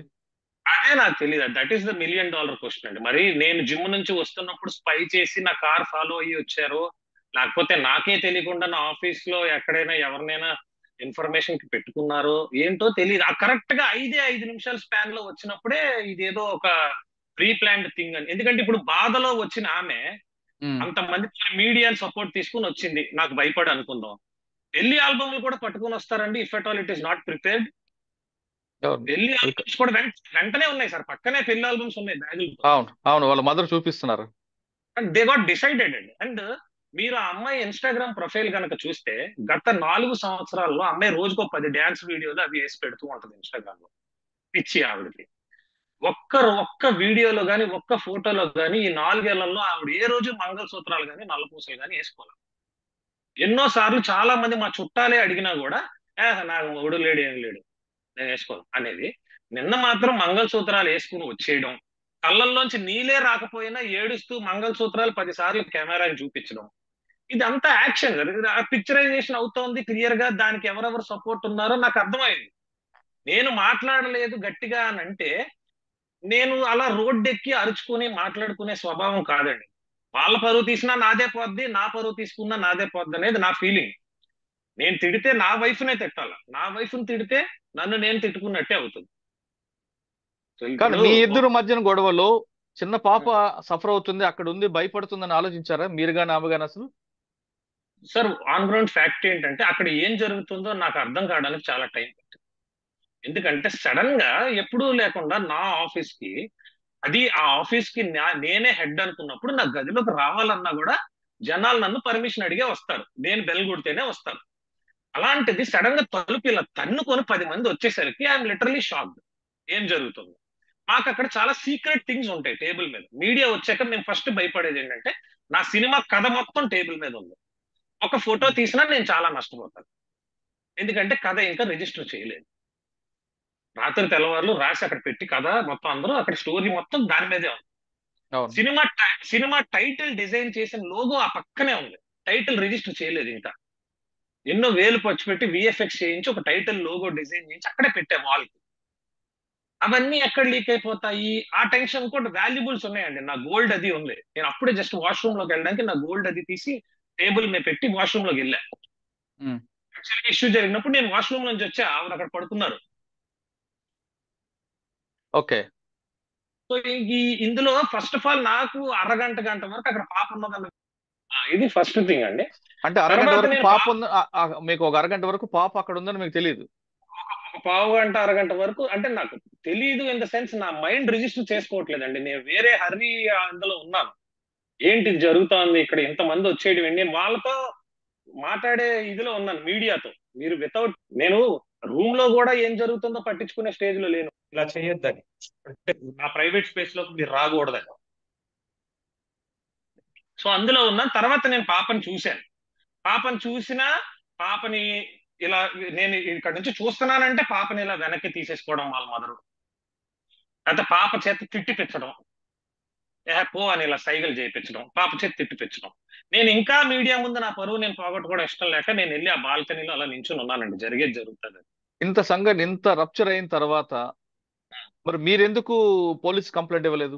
ఎందుకంటే మీ పర్మిషన్ లేకుండా వీళ్ళందరూ మీ ఆఫీసులో రావడం అనేది ఒక పెద్ద నేరం. సార్ యాక్చువల్లీ నేను కంప్లైంట్ తర్వాత రెండోది, అమ్మాయిని, ఇప్పుడు ఆ అమ్మాయి ఇన్నోసెంట్ అని మీరు చెప్తున్నారు, ఆమెని కొట్టడం, ఆమెను తిట్టడం, ఆమె ఫేస్ ఎక్స్పోజ్ చేయడం కూడా మరో నేరం. అది కనీసం ఆ అమ్మాయి చేతనే కంప్లైంట్ ఇప్పించాలి కదా మీరు? సార్ ఫస్ట్ ఆఫ్ ఆల్ అమ్మాయి చేతి ఇప్పించడానికి నా మాట వినే పరిస్థితిలో వాళ్ళు ఉండరు కదా సార్. వాళ్ళు ఒరిజినల్ డెసిషన్ వాళ్ళు తీసుకోండి. She's not my family member, she's not that close to me. Okay. ఏదో సినిమా అనేది అందరికీ ప్యాషన్ ఉంటది, అవసరం, ఒక అవసరం, ఆ, ఏమంటారు దాని, అవకాశం కోసమే వచ్చారు తప్ప. నేను కంప్లైంట్ ఇవ్వలేదు అనుకుంటే, నిన్న నేను ఈ ఇష్యూ జరిగిన తర్వాత చాలా డిప్రెషన్ గా సిక్ అయిపోయాను. ఎందుకంటే when so many people started calling మీ, తేజ గారు మిమ్మల్ని మేము యూట్యూబ్ లో మీ ట్రైలర్లు ఇవి చూడడానికి ఆశపడతాం, అవి చూస్తాం అనుకుంటాం, కానీ ఏంటి సార్ మిమ్మల్ని కొట్టినట్టుగా, మిమ్మల్ని ఇంత హింస పెట్టినట్టుగా చూపిస్తున్నారు, మిమ్మల్ని బాగా అన్పాపులర్ చేస్తున్నారని క్లోజ్ సర్కిల్స్ నుంచి ఫోన్లు వచ్చేసరికి నేను చాలా సేపు నా ఫోన్ స్విచ్ ఆఫ్ వేసి నేను చాలా డిప్రెషన్ లోకి వెళ్ళిపోయాను. కానీ ఐ వాజ్ నాట్. మీరు ఫోన్ స్విచ్ ఆఫ్ చేసి మీరు అంటున్నారు, పోలీసులకు అప్ చెప్పిన తర్వాత కూడా పోలీసులు వదిలిపెట్టారు, తేజ పారిపోయాడు అంటూ కొంతమంది అంటున్నారు, మీరే ఉంటారు. ఎవరు పోలీసులకు అప్ చెప్పారండి? అక్కడ పోలీస్ కానిస్టేబుల్ వచ్చారు కదా.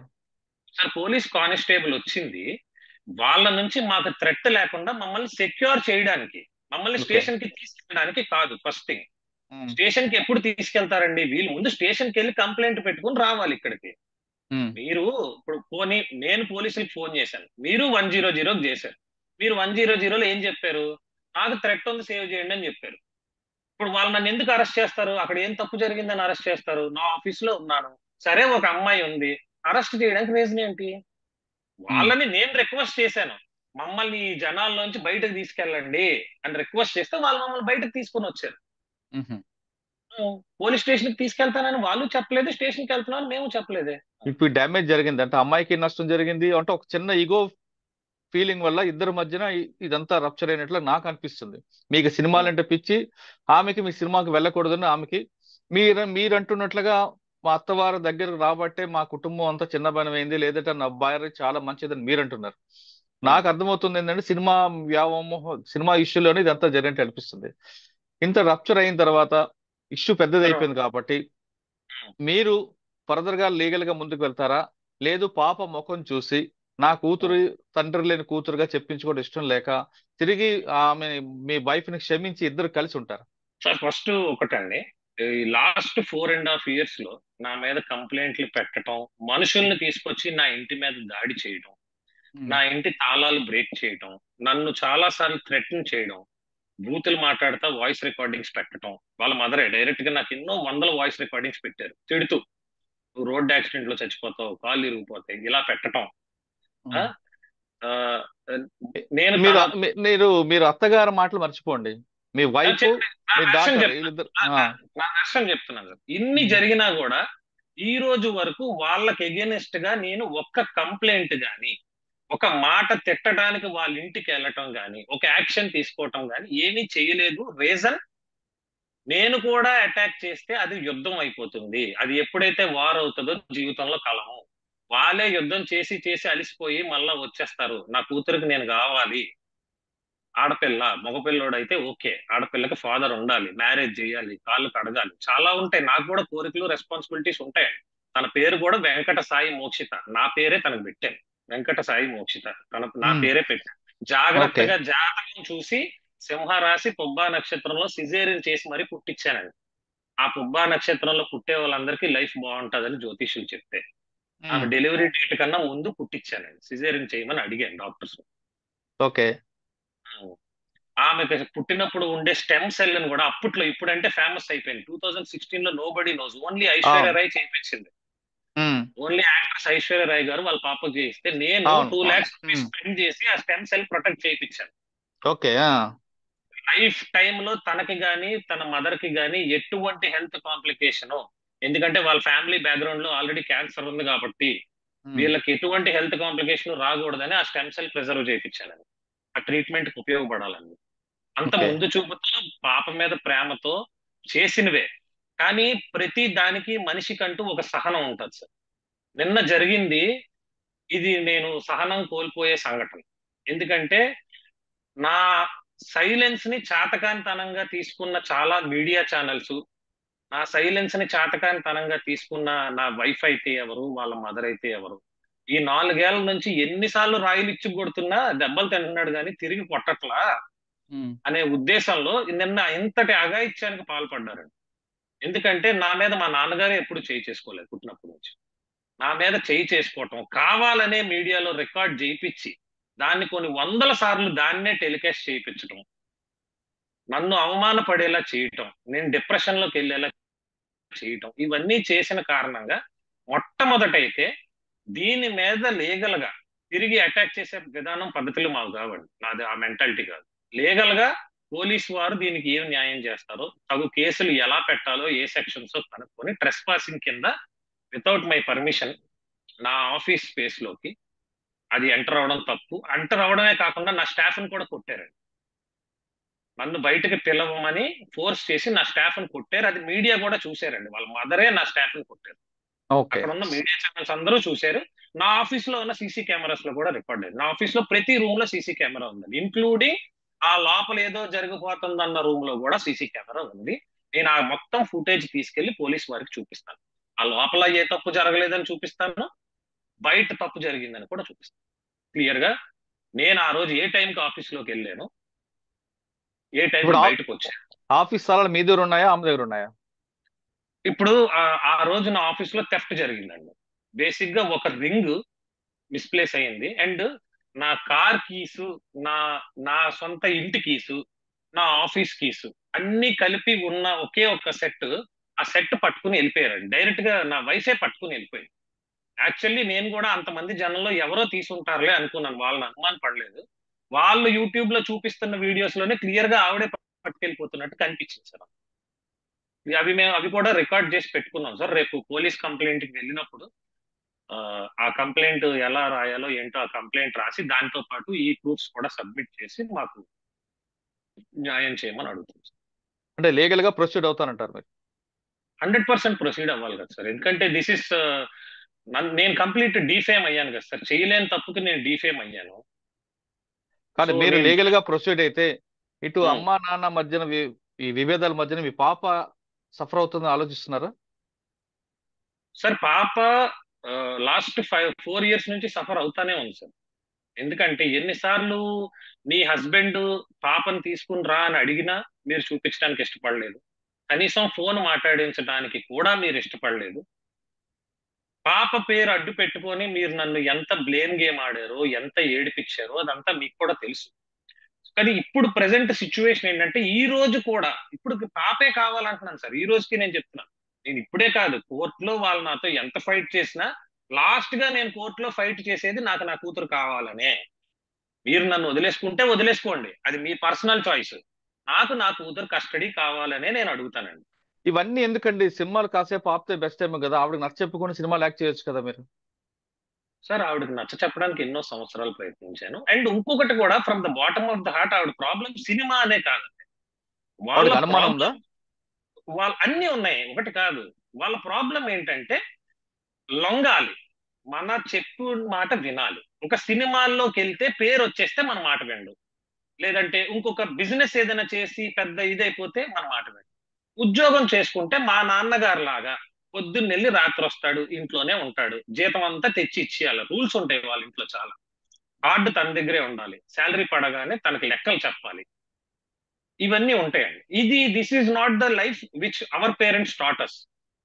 మా ఇంట్లో మా ఫాదర్ ఒక రియల్ ఎస్టేట్ బిజినెస్ మ్యాన్ అండి. మా ఫాదర్ మాకు ఏం కావాలంటే అది ఇస్తారు, మాకు ఫ్రీడమ్ ఇచ్చారు మా ఫాదర్. మా ఫాదర్ ఏం చెప్పారు, నేను సినిమాలు చేయాలని ఎక్స్ప్రెస్ చేసినప్పుడు, ఫస్ట్ నువ్వు బుద్ధిగా గవర్నమెంట్ జాబ్స్ రాయడం ట్రై చేయి. గవర్నమెంట్ జాబ్ వచ్చాక కూడా సినిమా చేయడానికి గవర్నమెంట్ అవకాశం ఇస్తుంది. చాలా ఫీల్డ్స్ లో ఉన్నాయి. ప్రతి తండ్రి తల్లి, అవునండి, ప్రతి తల్లిదండ్రులు చెప్పే మాట అవి. మా గ్రాండ్ ఫాదర్ కూడా డ్రెడ్జింగ్ కార్పొరేషన్ లో మేనేజర్ గా చేశారు.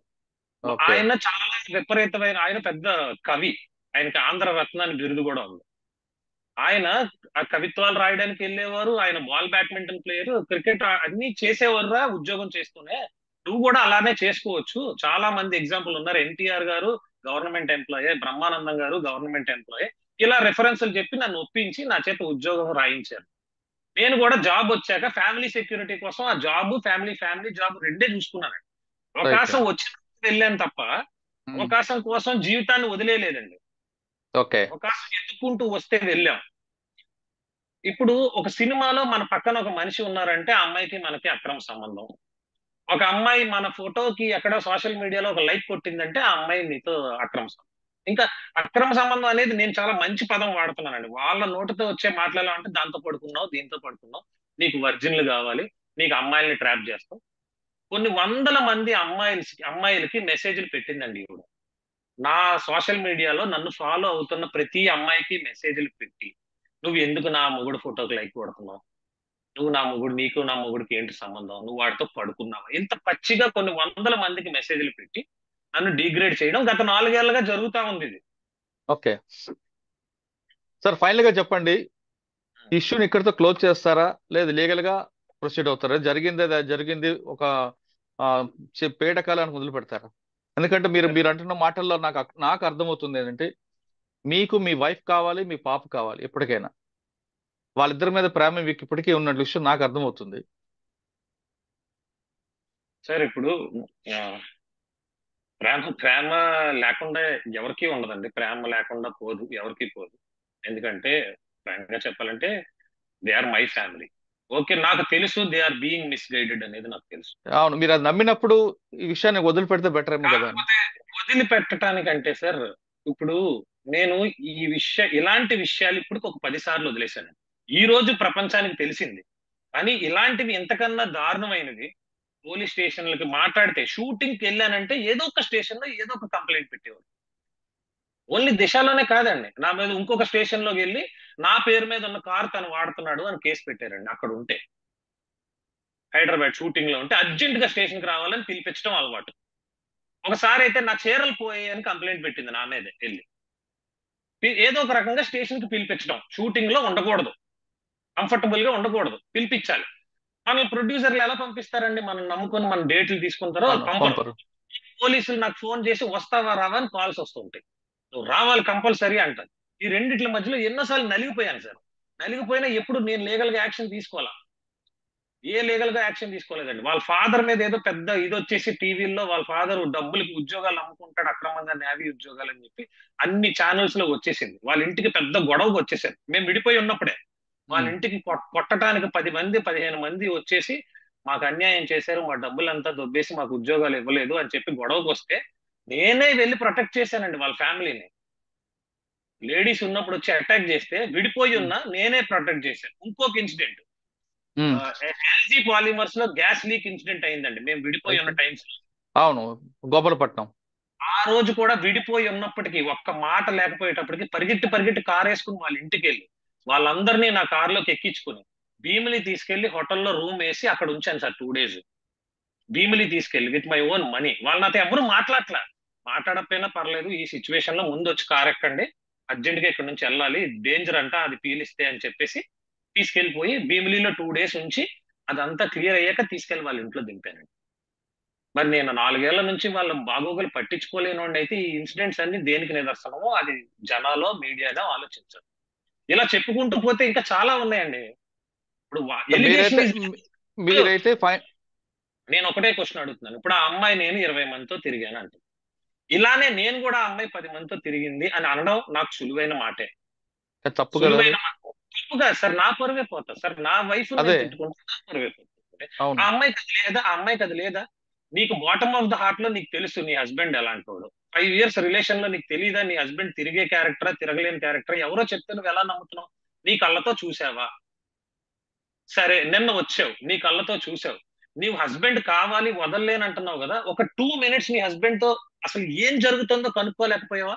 ఆ అమ్మాయి ఎవరు, ఇక్కడ ఎందుకుందని కనుక్కోలేకపోయావా? డైరెక్ట్ గా నువ్వు మనిషిని కొట్టటానే, అంటే కెమెరాస్ ఉన్నాయి, ప్రిపేర్ అయ్యి వచ్చావు, మనిషిని కొట్టాలి ఆ వీడియోలు వేసుకోవాలి అని ప్రిపేర్ అయ్యి వచ్చావు. ఒక మాటైనా నాతో మాట్లాడావా? అమ్మాయి ఎవరనైనా అడిగావా? పోనీ ప్రేమగా వద్దు, అరుచుకుంటూనే మాట్లాడచ్చు కదా ఒక మాట అయినా. డైరెక్ట్ గా మనుషుల్ని అటాక్ చేయడానికి ఎందుకు వచ్చారు?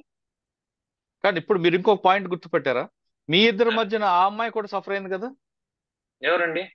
ఇప్పుడు మీకు అంతే కదండి. ఇప్పుడు నన్ను టార్గెట్ చేస్తే నా చుట్టూ ఉన్నప్పుడు ఆ అమ్మాయి ఏంటి సార్, ఈ రోజు నా ఫాదర్ ఇంటర్వ్యూస్ తీసుకున్నారు సార్ ఎవరో మీడియా వాళ్ళు. నేను అదే మీడియాని మీ సందర్భంగా క్వశ్చన్ చేస్తున్నా. అంటే నేను ఎవరికి ఇంటర్వ్యూ ఇవ్వను సార్, నాకు ఇంట్రెస్ట్ ఉండదు. ఇదే నేను నా ఫస్ట్ అండ్ లాస్ట్ ఇంటర్వ్యూ. మా ఫాదర్ ఇంటికి వెళ్ళి ఇంటర్వ్యూ తీసుకున్న వాళ్ళు ఎందుకు ఆ అమ్మాయి ఫాదర్ని ఒక్కసారి కూడా చూపించట్లేదు? అడగచ్చు కదా, అమ్మ ఇందులో ఎంత నిజం ఉంది, మీ అల్లుడు మంచోడ, అతని దగ్గర కూడా ఇంటర్వ్యూ తీసుకోవచ్చు కదా. మా ఫాదర్ పేర్లు పెద్దగా టీవీలో వేస్తున్నారు, వాళ్ళ ఫాదర్ని ఎందుకు చూపించట్లేదు? వాళ్ళ ఫాదరే ఉద్యోగాలు వేయించాడు, వాళ్ళ ఫాదర్ కార్లు కొన్నాడు, ఇల్లులు కొన్నాడు, కట్నాలు ఇచ్చాడని ఎలిగేషన్స్ పెట్టినప్పుడు అవన్నీ మీ ఫాదర్ చేశాడా లేదా అని టీవీలో చూపించచ్చు కదా. ఈ సో కాల్డ్ ఛానల్స్ అన్ని వెళ్ళి ఎందుకు నా ఫ్యామిలీని టార్గెట్ చేస్తున్నారు సార్? ఎవరికైనా ఈ వీడియోస్ అన్ని 2 రోజుల నుంచి చూసే ప్రతి మానవత్వం ఉన్న మనిషికి క్లియర్ గా అర్థమయ్యే విషయం ఏంటంటే ఈ అబ్బాయిని టార్గెట్ చేస్తున్నారు. Clearly he's being targeted. నేను ఎందుకు నిన్నటి నుంచి నేను మాట్లాడట్లేదు బయటకంటే నేను దీన్ని పెంచుకోవడానికి ఇష్టపడలేదు. మళ్ళా నేను మాట్లాడతా, దానికి ఆవిడ కౌంటర్, ఆవిడకి నేను కౌంటర్. యూట్యూబ్ లో రోజు చూస్తా ఉంటాను సార్, ఇలాంటివి చాలా జరుగుతూ ఉంటాయి. ఆ సర్కిల్లోకి నా ఫ్యామిలీ వెళ్ళకూడదు. రేపో మాపో మేము కలిసిపోయాం అనుకోండి, ఒక సంవత్సరం పోయాక ఇవన్నీ పోతాయా యూట్యూబ్ నుంచి? ఎంత దరిద్రంగా చూస్తారు జనాలు బయట చూస్తే. తన్నుకున్నంత కాలం తన్నుకున్నారు, మళ్ళా కలిసిపోయారు అనుకుంటారు. నేను సైలెంట్ గా ఉన్నా. కానీ ఈ రోజు అది లిమిట్లు దాటిపోయింది సార్. ఎవరో ఒక లాయర్ ని కూర్చోపెట్టి ఇంటర్వ్యూ చేయడం, ఆ లాయర్ కి ఏం తెలుసు ఈ విషయం? ఖచ్చితంగా ఇలాంటి మనిషి బయట తిరగడానికి అనర్హుడు, ఈ మనిషి ఖచ్చితంగా జైల్లో ఉండాలి, 10 ఏళ్ళు ఉండాలి అని ఎవరో ఒక లాయర్ అంట. లా అంటే మీనింగ్ తెలుసా అతనికి? Law is something which catches that కాటా. అవును. న్యాయ దేవత కాటా పట్టుకుంటా సార్. నేను ఒక లిబ్రా, ఓకే, లిబ్రా కాటా పట్టుకుంటది. బ్యాలెన్స్డ్ గా ఉండాలి. అటువైపు విషయమే తెలియకుండా పబ్లిసిటీ కోసం టీవీలో కూర్చొని ఒక మనిషిని నువ్వు జైల్లో ఉండాలి, వాడికి అర్హత లేదు, వాడు చీడ పురుగు అని మాట్లాడతావు. ఇదే చట్టం. ఆ లా చదువుకున్నావా, కొనుక్కున్నావా? This is what my question for that lawyer is also. And media persons also. అక్కోడు ప్రైవసీని కిల్ చేయడానికి మీరు వచ్చారు కదా, ఆమె చెప్పిందంతా విని ఇష్టం వచ్చినట్టు రాశారు కదా. మీలో ఏ ఒక్కరికి కూడా లోపల ఉన్న అమ్మాయి వేరే పని మీద ఉందని ఎందుకు అనిపించలేదు? అది అక్రమ సంబంధమే అని ఎందుకు అనిపించింది అందరికి? Have you caught us without dress? లేకపోతే లోపల ఏమైనా కెమెరాలు పెట్టి మీరు ఏమైనా లైవ్ ఫుటేజ్లు చూసారా బయట? ఒక గదిలో ఒక అమ్మాయి అబ్బాయి ఉంటే అక్రమ సంబంధమే అవుద్దా? ఇంకేమీ కాదా ఈ సమాజంలో? ఇంకేమీ కాదా అని అడుగుతున్నాను నేను. కరెక్ట్ క్వశ్చన్ మీది. ఇంకేమీ కాదా? ఒక అమ్మాయి ఒక అబ్బాయితో మాట్లాడుకోకూడదా? అలాంటి చట్టం ఎక్కడైనా ఉందా? ఒక అమ్మాయి అబ్బాయి ఉంటే అక్రమ సంబంధం మీరు ఎలా డిసైడ్ చేస్తారు? ఒక్క చిన్నది, ఆ రూమ్ అంతా తిరిగారు, వీడియో షూట్ చేశారు, ఎనీ ఇన్అప్రోప్రియేట్ థింగ్ దొరికిందా? మంచిగా చెప్తున్నాను, ఎనీ ఒక మెడికల్ యూజ్ సంబంధించిన ఐటమ్స్ కానీ ఏదైనా, లేదా ఇన్నర్లు కానీ ఏదైనా అక్కడ అలా జరిగినట్టు అనిపించే విషయం ఏదైనా ఒక్కటైనా దొరికిందా? ఎలా రాస్తారు? ఒక అమ్మాయిని డిఫేమ్ చేయడానికి ఎలా రాస్తారు? సార్, సినిమాల్లోకి వెళ్ళడం ఎంతో కష్టం సార్. సంవత్సరాలు అయితే ఇంత పేరు వస్తుందండి కష్టపడితే. ఒక్క రోజు ఇంత పేరు డ్యామేజ్ చేసేసారండి. ఒకే రోజు ఇంత పేరు డ్యామేజ్ చేసి ఇది తెచ్చుకోవాలంటే నా లైఫ్ టైం చాలదు నాకు. మీరు డ్యామేజ్ చేసిన డ్యామేజ్ కంట్రోల్ చేసుకోవడానికి నా లైఫ్ అంతా త్యాగం చేసినా నాకు చాలదు. ఇది ఎంత పెద్ద దెబ్బ. అండ్ షీ నోస్ అండి, నేను ఒక డిప్రెషన్ సైకియాట్రిక్ ట్రీట్మెంట్ తీసుకున్న పేషెంట్ నేను, తనకు తెలుసు. తెలిసే నన్ను ఇంతలా అటాక్ చేస్తే నేను చావాలని కోరుకుంటుందా, నేను నన్ను కలవాలని కోరుకుంటుందా? ఆమె ఇన్స్టాగ్రామ్ ఒకసారి చూడమనండి సార్, ఏ వ్యూవర్స్ గైనా. ఒక్క వీడియోలో తాలిబొట్టు కనిపిస్తుందేమో. గత 4 ఏళ్ళగా కనిపిస్తుందేమో. మొత్తం మీ ఎపిసోడ్ అని చూస్తుంటే ఇద్దరు సఫరర్స్ కనిపిస్తున్నారండి. ఒకరు మీ పాప, ఒకరు మీ పాప, ఒకటి మీ పాప, 2 ఆ అమ్మాయి. ఆమె సినిమాల మీద ఆ ప్రేమతో వచ్చి మీతో రాస్తున్నందుకు ఆమెను ఎక్స్పోజ్ చేశారు. ఇప్పుడు ఆమె ఫ్యామిలీ ఎంత సఫర్ అవుతుంది? అవునండి, చాలా సఫర్ అవుతారు. ఆమె రేపు పొద్దున రోడ్డు మీద వచ్చిన ముఖం చూపించగలదా? అంతే కదా సార్, ఆ అమ్మాయి చూపించలేరు. ఇంకొకసారి నన్ను నమ్మి నాతో పనిచేయడానికి కూడా ఎవరు రారు. మరి నేను ఎలా సార్ నా కెరీర్ లో ముందుకెళ్తాను? నన్ను నమ్మి ఎవరు రాకపోతే, అమ్మో ఇలాంటి వాడు జోలికి వస్తే మనం టీవీల్లో కనపడతాం, వీడితో పని చేయొద్దు, బోల్డ్ మంది ఉన్నారు సినిమా వాళ్ళు, వాళ్ళతో పని చేసుకుందాం అని అనుకుంటే నాకు నా దగ్గర తినే ఫుడ్ లాక్కున్న వాళ్ళు అవుతారు కదా సార్ ఈ మీడియా అందరూ. ఏదో మీరు లాస్ట్ లో చెప్తున్నారు. ఇప్పుడు ఇంత బాధలో వచ్చిన వ్యక్తి పెళ్లి ఆల్బమ్స్ తేడం వదిలేండి, ఎంత క్రూయల్ మైండెడ్ లేకపోతే కార్ తాళాలు, ఆఫీస్ తాళాలు, ఇంటి తాళాలు పట్టుకుపోతారు వాంటెడ్లీ పట్టుకెళ్ళిపోయారు అన్నది ఆ వీడియోస్ లోనే ఉంది. లేదంటే నేను పంపిస్తాను సార్, నేను స్క్రీన్ రికార్డ్ చేసుకున్నా. వాళ్ళు వేసిన సుమన్ టీవీ ఏవో ఛానల్స్ లో వేసిన వీడియోస్ క్లియర్ గా కీస్ పట్టుకొని వెళ్ళిపోతున్నాం సార్. నేను అక్కడ ఆ పోలీసులతో మాట్లాడే ఆ టెన్షన్ లో, కిందకి దిగే ఆ టెన్షన్ లో ఉంటే కీస్ పట్టుకెళ్ళిపోయారు. రింగ్ ఒకటి పోయింది, మరి అది ఎవరు తీసారో తెలియదు. కంప్లైంట్ ఇస్తాను సార్, డెఫినెట్ గా నేను కంప్లైంట్ ఇస్తాను సార్. నిన్ననే నేను ఇవ్వాలి సార్. నేను ఎందుకు ఆగాను అని అంటే, నాకు ఇష్యూ పెద్దది చేసుకోవద్దు, ఎక్కడైనా అనవసరంగా నా ఒక స్పీడ్ గా ఏదైనా చర్య తీసుకుంటే అది అనవసరంగా నా కూతురికి, మా రిలేషన్ కి ఎఫెక్ట్ అయిపోతుందేమో అని భయంతో నేను ఆలోచించి ఆగాను. కానీ ఆగినా కూడా అది ఇంకా సాగుతానే ఉందండి. అది యూట్యూబ్ లో కానీ టీవీస్ లో కానీ ఎక్కడ నన్ను డిఫేమ్ చేయడం అనే కంకణం కట్టుకున్న వారు ఎవరు కూడా ఎక్కడ ఆగటం లేదు. వాళ్ళు అలా సాగుతానే ఉంది. నాకు కూడా ఎవరెవరో ఫోన్ చేస్తున్నారు, లైవ్ లో మాట్లాడండి అంటున్నారు, సడన్ గా ఫోన్లు చేస్తున్నారు, ఆ ఛానల్ అంటున్నారు, ఈ ఛానల్ అంటున్నారు, లైవ్ లో మాట్లాడు, ఆవిడ మిమ్మల్ని క్వశ్చన్ అడిగింది, మీరు ఆన్సర్ చెప్పండి అంటున్నారు. ఏంటి నాకేం అర్థం అవట్లేదు. మార్నింగ్ నుంచి నా ఫోన్ ఖాళీ లేనండి. ఇప్పుడు మీతో మాట్లాడుతుంటే కూడా నాకు ఒక 10-15 కాల్స్ ఎవరెవరో కూడా తెలియదు ఫ్రమ్ అన్నోన్ నంబర్స్. ఓకే. ఈ పొజిషన్ ని నేను ట్యాకిల్ చేసుకోలేకపోతున్నాను sir. I have to move legally, not only on my wife, to all the trespassers who have come in the yesterday's incident. నా తలుపు దాటి లోపల అడుగు పెట్టిన ప్రతి వ్యక్తి పైన కేసేస్తాను. నేను కేసేస్తుంది నా వైఫ్ మీదో ఇంకొకరి మీద కాదు. All the trespassers with video proofs ఎవరైతే అడుగు పెట్టారో. తర్వాత నా వైఫ్ ఇల్లీగల్ గా తప్పుగా ఒక వ్యక్తిని హ్యాండిల్ చేయడం, నన్ను తప్పుగా హ్యాండిల్ చేయడం, తనని తప్పుగా హ్యాండిల్ చేయడం, నిజాలు తెలుసుకోకుండా. మనం చూసిందంతా ఒకటే అనుకుంటే సార్, ఇప్పుడు ఆ అమ్మాయి నాకు చెప్పకుండా తను దుబాయ్ వెళ్ళి ఏవో చిన్న బట్టలు వేసుకుని వీడియోలు చేసేది. నేను దాన్ని తప్పు కోణంలోనే చూస్తే, నేను నీలా అలాగే ఇంటికి వచ్చి మీ మీద చేతులు చేసుకుంటే ఈ సమాజం ఒప్పుకుంటుందా? చేసుకోకుండానే డొమెస్టిక్ వైలెన్స్ కేసులు పెట్టారు వీళ్ళు. మరి దీన్ని ఏమంటారు? ఏదో కాల్ చేశానని ఏవో యూట్యూబ్ లో వీడియోలు చూపిస్తున్నారు. ఎప్పుడో కూడా నాకు తెలియదు. నేనే కాల్ చేశానని వీడియో, కాల్ ఇరగొట్టే ఫస్ట్ ఫ్లోర్ నుంచి తోసేశానని చెప్పి. ఈ వీడియోలు చూస్తున్న ఎవరికైనా వాళ్ళ మదరు, ఆ అమ్మాయి బిహేవియర్ ఆ వీడియోస్ లో కరెక్ట్ గా చూస్తే, నేను వాళ్ళని కొట్టానంటే ఎవరు నమ్మరు. ఈ భూప్రపంచంలో ఎవరు నమ్మరు. నేను నిజంగా అంత కోపిష్టోడినే అయితే నిన్న వాళ్ళు కొడుతుంటే ఊరుకొని కూర్చోను. నేను నా కూతురు గురించి ఆలోచించిన కాబట్టే నాకు అంత అవమానం జరిగినా సైలెంట్ గా ఉన్నాను. ఏ ఆఫీసులో నన్ను సార్ అని పోలిస్తారో వాళ్ళే నన్ను ఆ ముఖం చూడడానికి ఇష్టపడలేని పరిస్థితి తీసుకుని వచ్చారు. నా ఫోన్ ఎత్తలేని పరిస్థితి తీసుకుని వచ్చారు. తన కూతురు ముఖం చూసే నిన్న జరిగిన సంఘటనలో నేను వెనకంజ వేస్తున్నాను అంటున్నారు కృష్ణతేజ. కానీ తన అనుమతి లేకుండా ఇంట్లోకి వచ్చి తన పట్లే కాకుండా మిగిలిన ఒక అమ్మాయి పట్ల కూడా దురుసుగా ప్రవర్తించిన తన భార్యతో పాటు మిగిలిన వాళ్ళపై కూడా చట్టపరమైన చర్యలు ఖచ్చితంగా తీసుకుంటాను, లీగల్ గా ప్రొసీడ్ అవుతానంటూ కృష్ణతేజ చెప్తున్నారు. ఇద్దరి మధ్యన ఈగో ఫీలింగే ఈ చిన్న సంఘటనకు వచ్చింది. ముఖ్యంగా ఇక్కడ ఇద్దరు వ్యక్తులు మాత్రం చాలా బాధపడుతున్నారు. ఒకటి, వాళ్ళిద్దరికి పుట్టిన చక్కని పాప. రెండు, సినిమాల మీద ప్రేమతో ఆయన ఇంటికి వచ్చిన మరో అమ్మాయి. ఆ అమ్మాయిని కూడా ఎక్కువగా ఎక్స్పోజ్ చేయడం పట్ల వాళ్ళ కుటుంబ సభ్యులు కూడా తీవ్ర మానసిక శోభకు గురవుతున్నారు. ఇది కృష్ణతేజ నక్షత్ర మధ్య వివాదంపై విశ్లేషణ. మరో అంశంలో మళ్ళీ కలుద్దాం. అంతవరకు నమస్తే. Thank you Krishna Teja. నా పర్సనల్ రిక్వెస్ట్ అయితే మీరు మరొకసారి మంచి మనసు ఆలోచించి మీరు ముందుకు వెళ్లకుండా అయిందేదో అయిందని కొంచెం తగ్గితే బాగుంటుందని నా పర్సనల్ రిక్వెస్ట్. కానీ మీ వ్యక్తిగతంగా ఏం జరిగింది అనేది నేను చెప్పట్లేదు, కానీ నా పర్సనల్ రిక్వెస్ట్ మాత్రం మీ ఇద్దరు కలిసి ఉండాలి, ఆ పాప ఎప్పుడు చక్కగా ఉండాలని కోరుకుంటున్నాను. Thank you so much.